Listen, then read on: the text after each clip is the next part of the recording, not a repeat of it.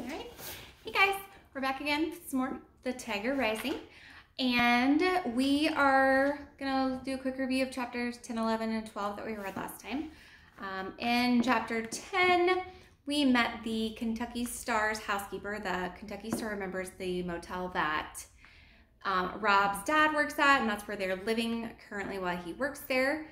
And we meet the housekeeper. Her name is Willie Mae, and she is just exactly as Rob says he would picture her. She's very tall. She's got these very dark eyes, and Rob enjoys talking to her. And when they're done talking, he says he really wishes that he would have told her about the tiger. He does not, but he really feels like he needs to tell somebody. Willie Mae says that, you know, she asks why he's home from school. And he says, you know, well, I've got this rash and I can't go back till it's gone. And she says, well, I know what will get rid of that. I can cure that. And Rob, in the back of his mind, he's like, wait, no, I don't really want it cured, because like if it gets cured, then I don't have to go to school, right? Remember, he doesn't really want to go back to school.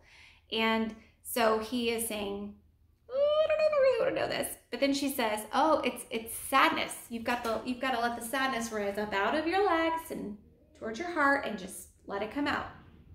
And Rob's like, oh, thank goodness. That's not what it's going to do. So, okay. Kind of thinking maybe she's a little off her rocker. She makes him repeat it exactly. What did I say? And he repeats it to her, and she's happy. Then in chapter 11, he gets made fun of by the boys. Billy and Norton Threemonger, they call him, you know, they say disease boy and leprosy, and they call Sistina's girlfriend. They're just mean, really mean boys. And then when Sistine gets off, she's obviously had a rough day. She's in this bright green dress, and it's kind of torn and stuff, and obviously not happy. So it's raining, and he says, before he can really catch himself, he says, I know where there's a tiger. And Sistine doesn't say, are you crazy? A real one? You're a liar. She just says, where? So she's got to put on some different clothes. She's got this dress on. So they go back to the motel, and he gives her some clothes and waits till she's done, comes out. And while she's in there, though, she sees all of his little wood carvings that he's been working on. And there's one of her, and he thought, oh no, she's going to be mad. This is going to be weird. And she's just super impressed by all of this that he's done. She talks about Michelangelo and the Sistine Chapel and how he was an artist. And so Sistine compares Rob to Michelangelo. Okay, so that was the end of chapter 11. So we're going to look at chapter 13. Chapter 13. They walked together through the scrub. The rain had stopped, but the whole world was wet. The pines and the palmettos and the sad clusters of dead orange trees all dripped water. This is where my mother grew up, Sistine said, swinging her arms wide as she walked, right here in Lister. And she said that she always told herself that if she ever made it out of here, she wasn't going to come back.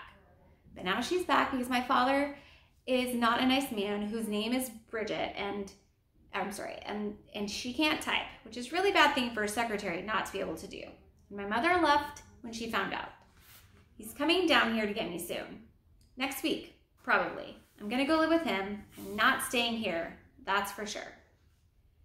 Rob felt familiar loneliness rise up and... Sorry, guys. Rise up and over his shoulder. She wasn't staying. There was no point in wishing. The suitcase needed to stay closed. He stared at Sistine's shiny shoes and willed his sadness to go away. Because remember, he thought that they were going to be friends. But if she leaves, how can they be friends? Ain't you worried about messing up your shoes? He asked her. No, she said, I hate these shoes. I hate every piece of clothing that my mother makes me wear. Does your mother live with you? Rob shook his head. No, he said. Where is she? Rob shrugged his shoulders. My mother's going to open up a store downtown. It's going to be an art store. She's going to bring some culture to the area. She could sell some of your wood sculptures. Well, they ain't sculptures, Rob protested. They're just whittling, that's all. And we got to be quiet because Beauchamp don't want people walking around on his land. Is this his land? Sistine asked. Everything's his, said Rob, the motel and these woods. Well, he can't own everything, Sistine argued. Besides, she said, I don't care. He can catch us. He can put us in jail for trespassing. I don't care. Well, if we're in jail, we won't get to see the tiger, said Rob. Where's your mother? Sistine demanded suddenly. She stopped walking and stared at him. Shh, said Rob. You got to be quiet. He kept walking. I do not have to be quiet, Sistine called after him. I want to know where your mother is. He turned around and looked at her. Her hands were on her hips and her black eyes were narrowed. I don't want to see your stupid tiger, she shouted. I don't care about it. You don't know how to talk to people. I told you about my father and my mother and Bridget, and you didn't say anything. You wouldn't even tell me about your mother. Keeping her hands on her hips, she turned around and started marching back in the direction of the Kentucky Star. Keep your stupid secret, she shouted. Keep your stupid tiger, too. I don't care. Rob watched her because she was wearing his jeans and his shirt. It was like looking into a funhouse mirror. It was like watching himself walk away. He shrugged and bent to scratch his legs. He told himself he didn't care. He told himself that she was leaving soon anyway. But when he looked up and saw her getting smaller and smaller, it reminded him of his dream. He remembered Sistine riding into the woods on the back of the tiger, and suddenly he couldn't bear the thought of watching her disappear again. Wait up! He shouted, wait up! And he started to run towards her. Sistine turned and stopped. She waited for him with her hands on her hips. Well, she said when he got close to her. She's dead, he told her. The words came out short, ragged. My mom is dead. Okay, said Sistine. She gave a quick, professional nod of her head. She stepped toward him, and Rob turned. And together they walked back in the other direction, toward the tiger. All right, chapter 14.